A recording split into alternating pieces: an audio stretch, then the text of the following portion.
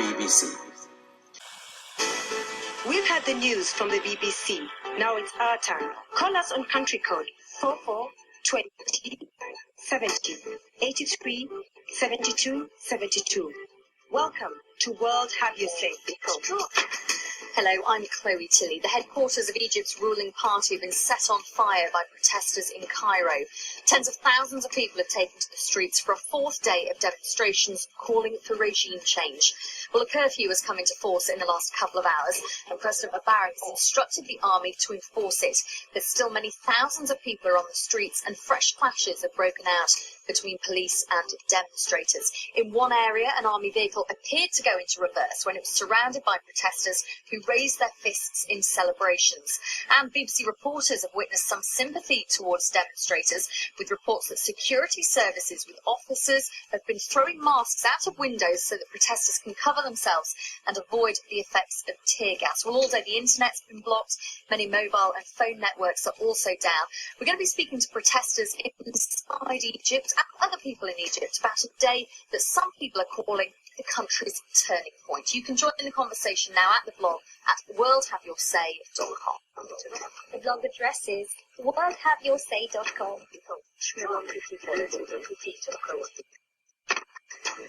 As you can imagine, events are moving pretty fast in Egypt at the moment. It has been difficult to get through to some people throughout the day, but I'm pleased to say we're joined by Mohammed on the line, who's just outside of Cairo, and also Ahmed, who is also in Egypt. Welcome, both of you, to World Have You Say. And Ahmed, I understand that you've actually been out protesting yourself on the streets today. Yes. Tell us what you saw. After noon prayers on Friday, we gathered ourselves from the mosque. Then we were heading to the National Party in about 7 to 10,000. Then the protesters attacked the National Party. Then they smashed the computer there and set fire in the building. Then the police forces came and reinforced the police came and threw key bombs on us and taking bombs on us. Then they will cut the street by volunteers and trucks and so. Then people they ran. Then they come to the place. Now there was a lot of volunteers in the big squares in Damietta. That wasn't Damietta, so now the same mentioned as the first place. That wasn't Damietta. Ahmed, I'm just going to jump in because the phone line is a little bit scratchy, and I want to make sure that people listening around the world can hear what you're saying. You're telling us that you went to prayers this morning and then the protests broke out after that. You were attacked, the National Party headquarters were targeted, computers were smashed, it was set on fire, and you yourself were out throwing rocks. You say that the tear gas was sprayed. You've got a cough there yourself. Were you caught up in the tear gas? What's the tear gas? Doing what? I was saying that you have a cough there. I wondered if it was the result of tear gas, because you said that tear gas was fired on the crowds. Yes, on me. The tear gas was. I got my throat was inflamed and my eyes were tearing. Were you scared when you were out on the streets protesting? The protests today have been a lot more violent than on previous days. Yes, it was. And the protesters done all this. Yes. There were people that called peaceful, but the angry crowd, they couldn't control it. Ahmed, stay on the line. Mohammed also joins us on the line from just outside Cairo. And Mohammed, I understand that you work for a mobile phone network, many of which have been shut down today. Yeah, so 100% from mobile phones are down, internet is down, SMSs are down from yesterday, no internet on the mobile, and the only thing that is working is the landline. The only thing that we need to communicate with our families is by calling landline, and they can pick up. So have you yourself been out protesting today, or any of your family? No, I couldn't. I've been in the prayers at 1 o'clock. We usually have the prayer time. And after the prayer, just stood for 5 minutes. I couldn't stay more because I had Masry starting from 2 o'clock. So I had to go back to work. I went back to work, and after that, they told us you don't have to continue anymore because the girls, they have to evacuate the building. We're going to take the women, the girls outside the premises where we work, and the rest of the guys were going to stay here to see what we're going to do. So was there a sense of fear at the workplace that you wouldn't be able to get home, you wouldn't be able to get out safely? No, but everything had a time to call their families and just to make sure that it's going to be safe to go to the hotel, because the police is going to escort the bus and going to take it to the hotel. And for us, we're going to be staying in the premises, so we'll be fine. Ahmed is still on the line. He's been out protesting today. Ahmed, will you go out again tomorrow? Will you go out tonight? There is, of course, a curfew in place. Inshallah. Yeah. Ahmed, the line isn't great, Ahmed, but I hope that you can hear me. I just wondered if you're going to go out again and protest. Yes, I replied you. I answered you. Yes, the answer is yes. Do you intend to go out tonight or tomorrow?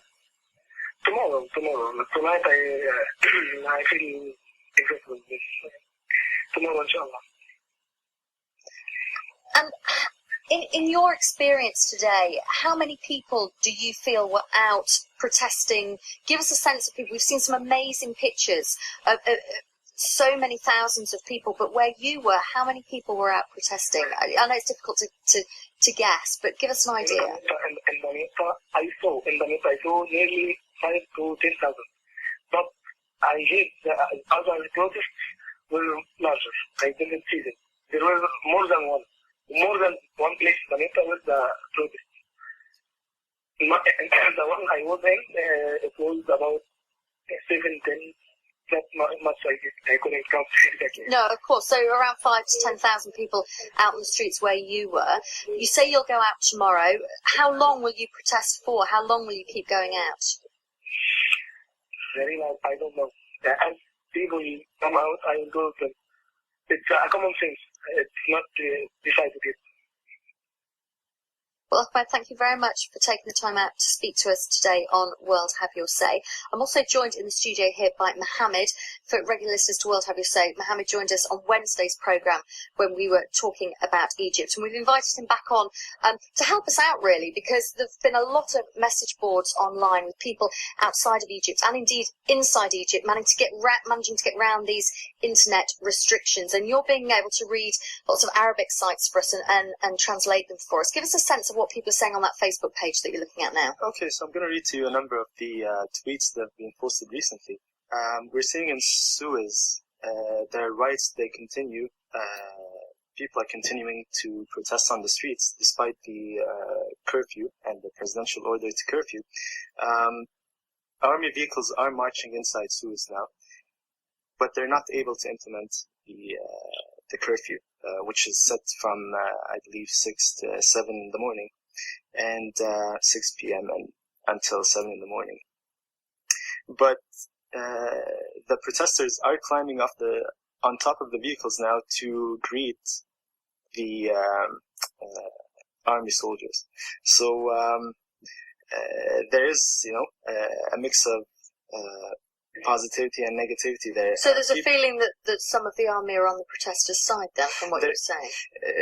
There is that feeling, and actually indeed in Cairo, when the armored vehicles started moving in after presidential order to curfew, people were greeting them with flags. So this is not unfamiliar now, given that it's happening in Suez.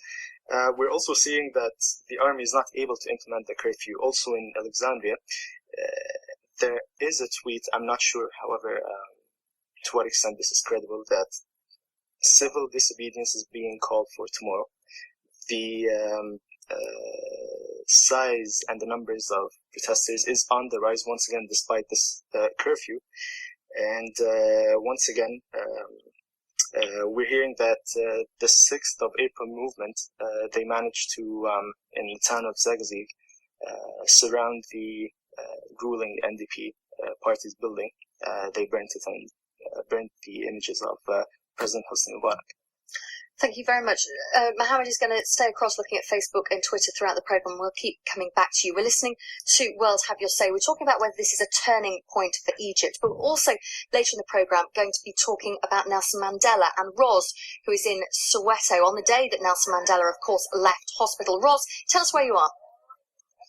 Hi Chloe, hi to all of you listening. Well, I'm on the Dubé Crossroads, which is just near Orlando West, the part of Soweto where Nelson Mandela lived as a young man. Desmond Tutu also lived here for a while as well. And the moment I got off the plane this morning, you could really sense the tension in South Africa. The Citizen newspaper had a huge headline just saying, "Tell us," referring to the lack of information they felt they were getting from the Nelson Mandela Foundation and from the hospital which he was staying in Johannesburg. And the Sowetan newspaper says, "Madiba, the nation holds its breath." And of course, the nation got the news it wanted to hear, with the doctor saying, "Don't panic," and us all being told that Mr. Mandela was leaving hospital, he was stable, and he was going home. And if you just go down about 20 yards from where I'm standing, and by the way, we're doing the whole of today's program from a frozen chicken shop run by a gentleman called Cello, who I'll introduce you to after the news. If you go 20 metres down the road, there's a billboard which just says, "Soweto prays for Madiba," and you do get the sense that still this country is fretting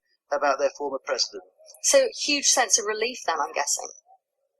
Well, there is some relief, and I was listening to 702 Talk Radio when I was driving into Soweto, and there was an almost euphoric tone from the presenter and also from some of their listeners, because there was a motorcade taking Mr. Mandela from the hospital to his house, and people were ringing in. They had seen the motorcade. They said, "I saw it on this street, I saw it on that street." They were excited that he was still alive, because there was a concern that we would be told this morning that he died, and of course that hasn't happened. So there is some relief. But Zulili's just joined me, and I asked you to come across, Zulili, because you were telling me a moment ago you feel quite panicked by the idea of Mr. Mandela not being around for much longer.